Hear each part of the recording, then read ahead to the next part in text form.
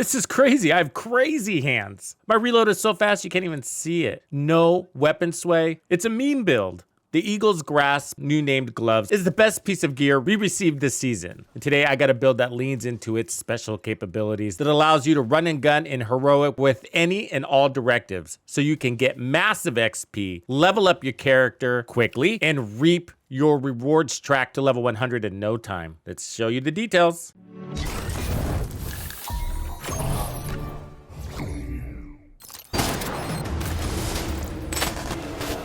So here's a high level of what the build looks like. Now, if you've been following my channel for a while, then you know that I'm really into my XP farm build that I've been using for many seasons. I got lots of videos on this that cover how it works, how to build it, and how to use its mechanics. So basically, it's built around the 1886, Hunter's Fury, and the Memento.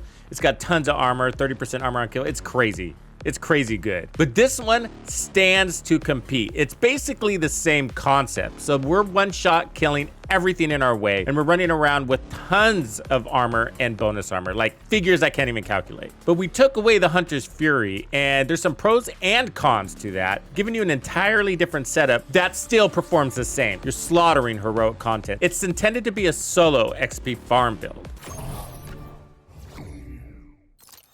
You want the 1886 on this. I have reload speed on mine. Put damage to targets out of cover on it, and then determine. So I'll walk through the determine mechanics in a little bit, but after killing an enemy with the headshot, the next shot landed on any part of the body will be a guaranteed headshot. So this allows you to go extremely fast, go center mass, and still get a headshot kill. And you're chain killing from there. I want you to note that I have 17% expertise on my 1886. The 1886 is the best rifle in the game. Let's just admit it. If there's a weapon to invest expertise in, this is one of them. Put at least 12% expertise into your 1886. If you do that, you don't have to spend any exotics on it, and that's a nice little damage boost. As a backup weapon, I'm using the Nemesis. If you don't have the Nemesis yet because you're a newer player, then use the Model 700. It's the strongest sniper in the game. It's got a slow reload, but this build will manage that for you. I got expertise on mine as well, but this is just a backup weapon. So we got damage to targets out of cover, and this thing hits like really hard. Make sure you're running sharpshooter because you need the extra headshot damage that comes off of this. It also gives you faster target acquisition.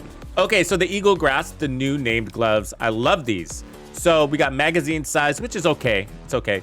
And then we got rifle damage, which is important because we're using a rifle, and 30% weapon handling because we're running all three pieces. I have weapon damage here. I'd actually prefer armor. I just haven't gotten that piece yet, but it's fine. And then another 15% weapon handling. The Zoo brand set is giving us 45% weapon handling when we're running this glove. And then I have headshot damage there. My second piece is the knees, and I got armor, weapon damage, and weapon handling. And the third piece is the mask, armor, weapon damage handling, and protection from elites. Don't worry if you don't have 13%. Putting on 12% here is just fine. The chest piece is Palisades for 10% armor on kill. You're running around with lots of bonus armor, and you also have armor regen, but we didn't need any more damage, so I just went with this in case we needed it, which from time to time you do. It comes with armor, so you're looking for headshot damage, weapon handling, and then protection from elites here, and then you want to run Headhunter. That's very important to chain killing. Headhunter gives you 1,250% more damage based off of your last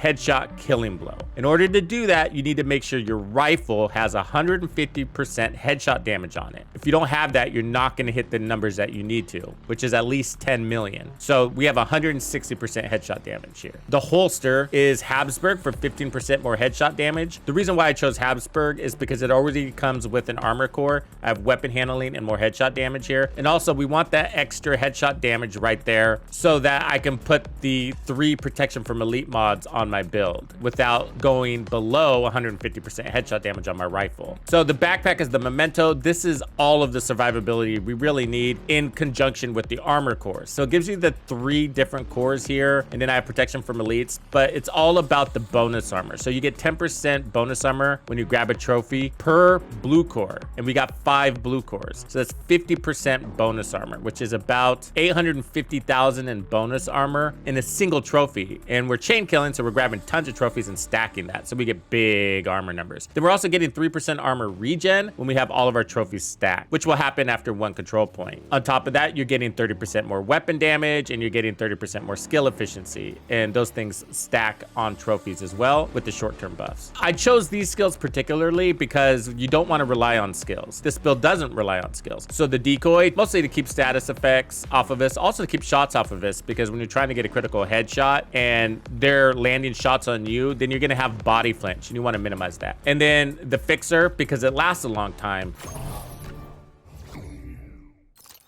You have 5 global directives available every season and they rotate. So right now we have cool skills, which means when you activate one skill, the other skill goes on cooldown. That's why you want skills with long duration, because once you get through the first cycle of cooldowns, then my fixer drone is always active. So there is no cool skills hitting our skills. We got Fog of War, Fragile Armor, Ragers, and then Ammo Hoarders. Now Ammo Hoarders is really annoying. It means when you reload, it deletes all the ammo in your mag and forces you to reload from the bottom. It's extremely annoying. It eats your ammo really fast and you feel like you're always reloading. So it's kind of annoying. So you can definitely run this. This build works with this, but I just don't like the way it feels. But for each directive you put on, you get 25% more XP for all of your activities, up to 125% total, and up to 10% increase in chance of targeted loot. So directives are important for leveling up our characters. That's going to give you those points on your watch. And if you have mules, which I hope you do, then it's also going to be leveling up your mules watches as well, which is passive income. And that's why we do this. And that's why this build, if you like it, will be extremely important in your arsenal. And you're going to want to keep it saved in your loadouts.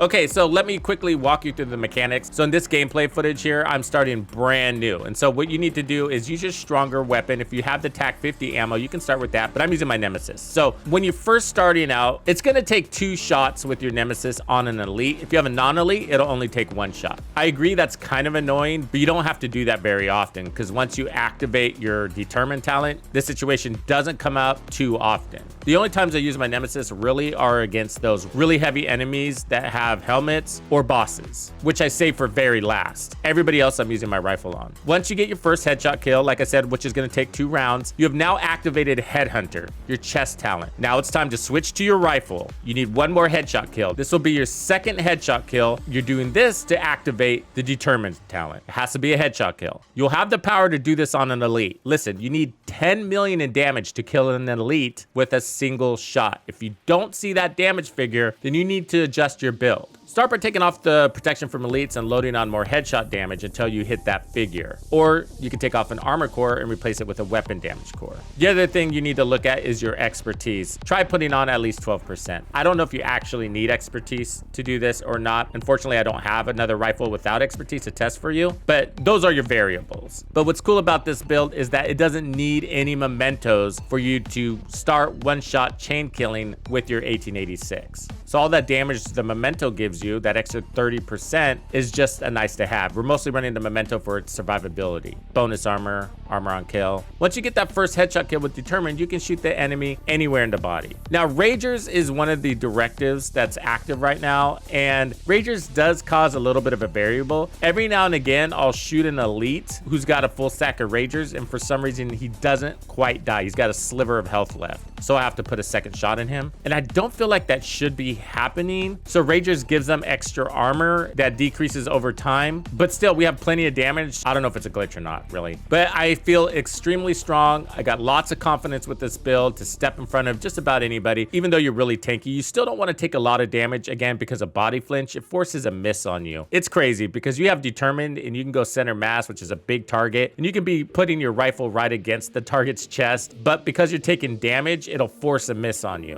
And it's sort of frustrating. So try to be fast, try to be agile, get them to miss. The rifle does work with the shield. The only reason why I'm not running the shield is because of the cool skills directive. It's extremely strong, so if you want to use it, go for it. It's going to be a tier 6 shield. They'll have a hard time breaking it, but it slows you down and you don't really need it. Speed is your friend, and there's plenty of cover if you need it.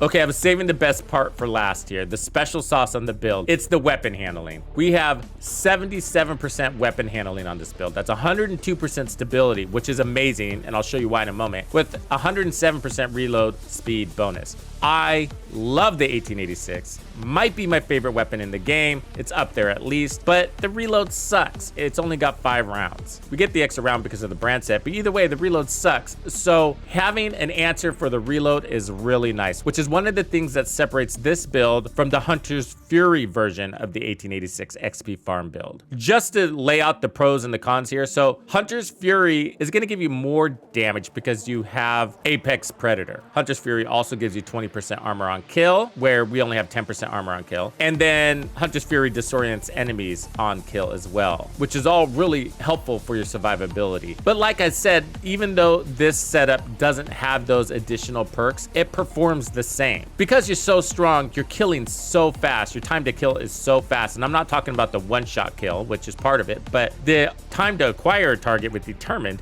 that's what I'm talking about. The fact you don't have to line up on the head. You can stand in front of a door and clear it all out without them getting any shots out on you, or without taking any significant damage at least. The downside with Hunter's Fury is the Apex Predator requires you to be within 20 meters to take advantage of that damage. But rifles have some serious reach, and I like getting my first shot, you know, with the TAC 50 or the Nemesis at range if I can. But with the Hunter's Fury version, I have to kind of sneak up and get that kill within 20 meters. So I get that damage buff, which it actually needs. With this one, your damage is level. It doesn't require any particular range. So that's super helpful. In the end, although we have all that armor on kill on Hunter's Fury, it's because we can, not because we actually needed it. So although this build doesn't have that Hunter's Fury armor on kill, we still have enough armor on kill for our very aggressive out of cover gameplay, because the bonus armor on kill is all that you need, and then the armor regen is kicking in underneath all of that. This build is running more protection from elites than the Hunter's Fury version, which is kind of nice. So protection from elites makes your bonus armor last longer, as well as your white armor. And when we're playing heroic open world content, it's nothing but elites out here, really. So that's extremely helpful. That's a shielding. When you stack all those defensive measures, that's why this build performs just as well as the Hunter's Fury. It's because although the Hunter's Fury has some additional perks, the question is what's really adding into your survivability? The bonus armor and the extremely fast time to kill, which is a combination of the one-shot kill capability and the time to acquire a target, aka Determined, which allows you to go center mass. And finally, this one adds even more survivability in the form of that weapon handling, because I can quickly reload. I mean, look, let me demonstrate here for you. Okay, so I can shoot and reload, and it happens so fast during gameplay, you don't even see the reload. You don't even realize it's happening. And that's how I play with this build. I shoot, reload. It's very nice. That's the only downside of the 1886. It's so powerful. It's basically a sniper, but it's the reload you have to deal with. But because you can single round reload, it's very manageable, even without the weapon handling, and that just got better. It makes you lightning fast. Also, the weapon swap speed is crazy, even over to your TAC 50, which is really cool. So it allows you to run and gun, swap over to one of your stronger weapons, take that shot, go back to your 1886, whatever you got to do. Finally, weapon sway. A lot of people don't know this, but we have 102% stability. Stability, of course, helps with your recoil control, but it also helps with weapon sway. And the Nemesis is notorious for having really bad weapon sway. So if we look down scope here, you can see that this thing does not move. Normally it's moving like this, like really crazy. With our stability, it's steady Freddy. And I love that. So as far as this build, the way it's constructed, any of the pieces can rotate depending on what you find out there, but it's only the gloves and the backpack that are fixed. Thank you for hanging out with me today. My name is Tuxedo Bandido, and this was another episode of The Division 2. If you found this video helpful, subscribe, like, and turn on notifications to ensure you don't miss out on the fantastic experiences waiting for you in The Division 2. And if you like builds like this, check out the recommended build video I have here for you. If you have anything you want to see covered, be sure to let me know in the comments below. And thank you to all the channel members and donors who make everything possible. Tux Nation wouldn't be without you. When you buy a game from Ubisoft, enter the creator code Tuxedo Bandido to support the channel. Easy peasy.